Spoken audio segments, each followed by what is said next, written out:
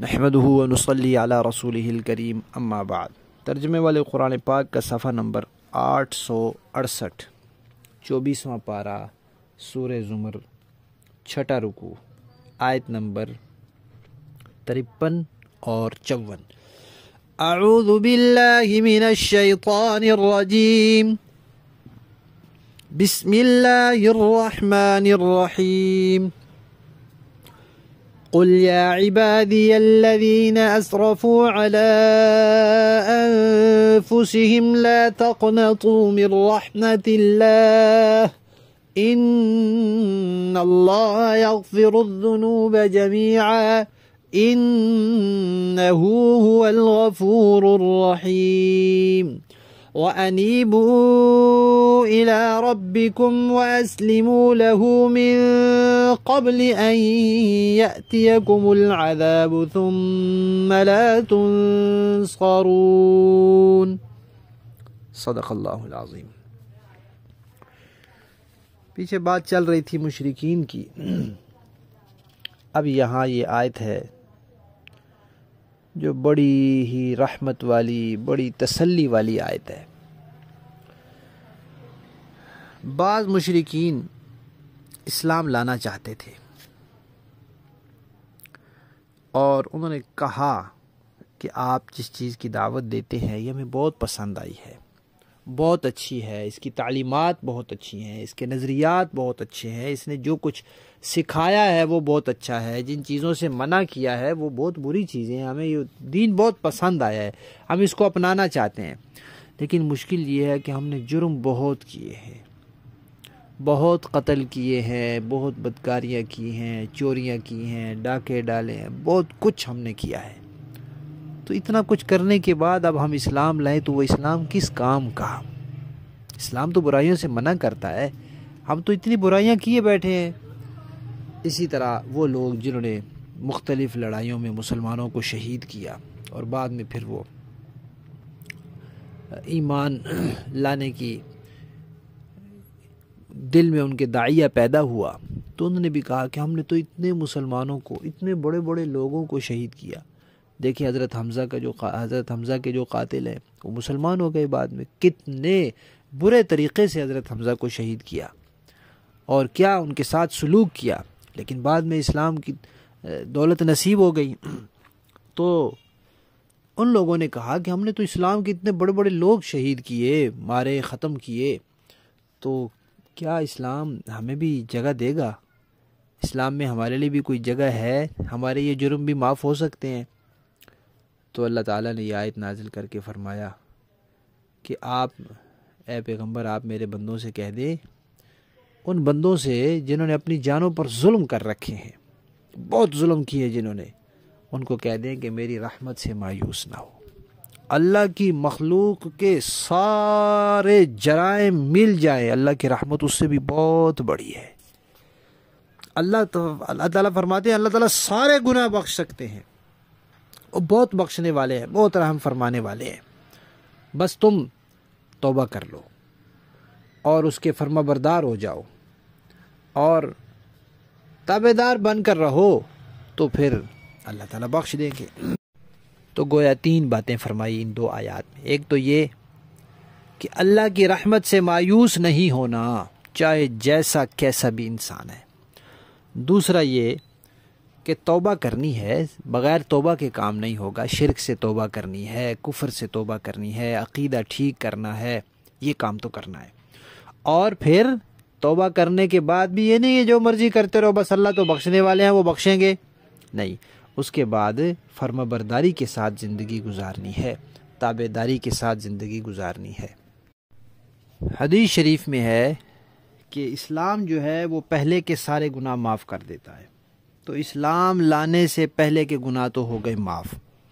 وہ توبہ کی، اسلام لائے، غلط عقیدے سارے چھوڑے، صحیح عقیدے اپنائے، پچھلا تو سب کچھ معاف ہو گیا، اب وہ نمازیں نہیں پڑھنی پڑے گی، وہ روزے نہیں رکھنے پڑیں گے، جو کچھ کیا وہ ہو گیا۔ لیکن اسلام لانے کے بعد اب اس کے اوپر جو کچھ ہے اس میں کچھ تو ایسے ہیں گناہ جو اللہ تعالیٰ خود ہی معاف کرتے رہتے ہیں، وضو سے، نماز سے، روزے سے، زکوٰۃ سے، جہاد سے نہ گناہ معاف ہوتے رہتے ہیں۔ کچھ ایسے ہیں کہ جو توبہ کے بغیر معاف نہیں ہوتے، جو بڑے بڑے گناہ ہیں، کبیرہ گناہ ہیں، وہ معاف نہیں ہوتے۔ اور کچھ ایسے ہیں جو حقوق ہیں، صرف توبہ نہیں، ان کی کچھ تلافی بھی ہے، کچھ قضا ہے، نمازیں ہیں وہ قضا ہیں، روزے ہیں ان کی قضا ہے، کسی کے پیسے دینے ہیں وہ۔ ایک صاحب نبی پاک صلی اللہ علیہ وسلم کی خدمت میں حاضر ہوئے کہ کیا شہید کا سب کچھ معاف ہو جاتا ہے، سارے گناہ معاف ہو جاتے ہیں؟ حضور نے فرمایا جی۔ تو حضرت جبرائیل آ گئے اور کہا کہ ان صاحب کو بلائیں اور ان سے کہے کہ اپنا سوال دہرائے۔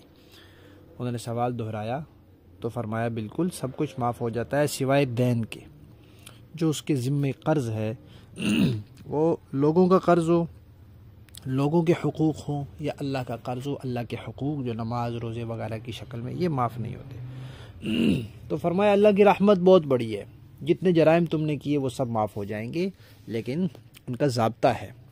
علماء نے مثال دیا جیسے ہم کسی کو کہتے ہیں نماز پڑھو، اب اس کا یہ مطلب نہیں کہ وضو ہے یا نہیں ہے بس پڑھ لو، جو پاک ہے نہ پاک ہے پڑھ لو، کپڑے جیسے کیسے ہیں پڑھ لو، نہیں، نماز پڑھو لیکن اس کے قاعدے ضابطے کے مطابق پڑھو۔ اسی طرح اللہ تعالیٰ فرماتے ہیں گناہ سارے معاف ہو جائیں گے لیکن قاعدے ضابطے کے مطابق ہوں گے، اور ضابطہ یہی ہے توبہ کرو، حقوق ہے تو ان کو ادا کرو، تلافی کرو، تو بس پھر اللہ معاف کر دیں گے۔ اتنی بات بہرحال یقینی ہے کہ نا امید کوئی نہ رہے، محروم کوئی نہیں ہوگا، چاہے مشرک ہے، ملحد ہے، زندیق ہے، مرتد ہے، یہودی ہے، عیسائی ہے، مجوسی ہے، بد مذہب ہے، وہ بدعتی ہے، بد کردار ہے، فاسق ہے، ظالم ہے، جو کچھ بھی ہے، اللہ کی رحمت سے مایوس نہ ہو، آ جائے اللہ کے دروازے پر اور ضابطہ اپنا لے، اللہ تعالیٰ معاف کر دیں گے۔ موت کا وقت آنے سے پہلے پہلے توبہ کر لے، موت کے فرشتے نظر آنے سے پہلے، موت کے جو آثار ظاہر ہوتے ہیں ان سے پہلے توبہ کر لے، عقیدے ٹھیک کر لے اور دین پر ثابت قدم ہو جائے تو بس اللہ تعالیٰ معاف کر دیں گے۔ اور اگر موت کا وقت آ گیا تو فرمایا کہ پھر نہیں، پھر کوئی تدبیر کام نہیں آئے گی، پھر کوئی معافی نہیں، کوئی بخشش نہیں، کچھ نہیں، پھر کوئی مدد نہیں کی جائے گی۔ دیکھیے لفظی معنی، قل فرما دیجئے یا عبادی، اے میرے بندو، یہ اللہ تعالیٰ کا پیغام ہے تو اللہ تعالیٰ پہنچا رہے ہیں۔ جیسے والد بڑے بیٹے کو کہتا ہے کہ بیٹا جاؤ نہ چھوٹے بھائی سے کہو کہ ابو کہہ رہے ہیں بیٹا بات سنو، تو وہ بھائی جو جا کے کہتا ہے بیٹا بات سنو تو وہ ابو کا پیغام دے رہا ہوتا ہے، وہ اپنے لیے اس کو بیٹا نہیں کہہ رہا ہوتا۔ تو یہ اللہ تعالیٰ نے نبی پاک کو فرمایا کہ آپ ان سے کہیں کہ میرے بندو، تو وہ یہ نہیں کہ نبی پاک کے بندے بن گئے، بندے اللہ کے ہی ہیں۔ کہہ دیجئے کہ میرے بندو، الذین اسرفوا، جنہوں نے زیادتی کی، علی انفسہم، اپنی جانوں پر، لا تقنطوا، مایوس نہ ہو، من رحمت اللہ، اللہ کی رحمت سے، ان اللہ، بے شک اللہ تعالی، یغفر، بخش دیتا ہے، الذنوب، گناہ، جمیعا، سارے کے سارے، انہو، یقیناً وہ، ہوا، اور وہی، الغفور، بہت بخشنے والا ہے، الرحیم، بہت رحم فرمانے والا ہے۔ وَأَنِيبُوا، اور رجوع کرو، الی ربکم، اپنے رب کی طرف، وَأَسْلِمُوا، اور فرما بردار ہو جاؤ، لہو، اس کے، من قبل، پہلے اس سے کہ، ان یأتیکم، آئے تمہارے پاس، العذاب، عذاب، ثم، پھر، لا تنصرون، تمہاری مدد نہیں کی جائے گی۔ با محاورہ دیکھیں جی، قل یا عبادی الذین اسرفوا علی انفسہم لا تقنطوا من رحمت اللہ ان اللہ یغفر الذنوب جمیعا انہو هو الغفور الرحیم۔ کہہ دیجئے کہ اے میرے وہ بندو جنہوں نے اپنی جانوں پر زیادتی کر رکھی ہے، اللہ کی رحمت سے مایوس نہ ہو، یقین جانو اللہ سارے کے سارے گناہ معاف کر دیتا ہے، یقیناً وہ بہت بخشنے والا، بڑا مہربان ہے۔ وَأَنِيبُوا إِلَىٰ رَبِّكُمْ وَأَسْلِمُوا لَهُ مِن قَبْلِ أَن يَأْتِيَكُمُ الْعَذَابُ ثُمَّ لَا تُنصَرُونَ، اور تم اپنے پروردگار سے لو لگاؤ اور اس کے فرما بردار بن جاؤ قبل اس کے کہ تمہارے پاس عذاب آ پہنچے، پھر تمہاری مدد نہیں کی جائے گی۔ صدق اللہ العظیم.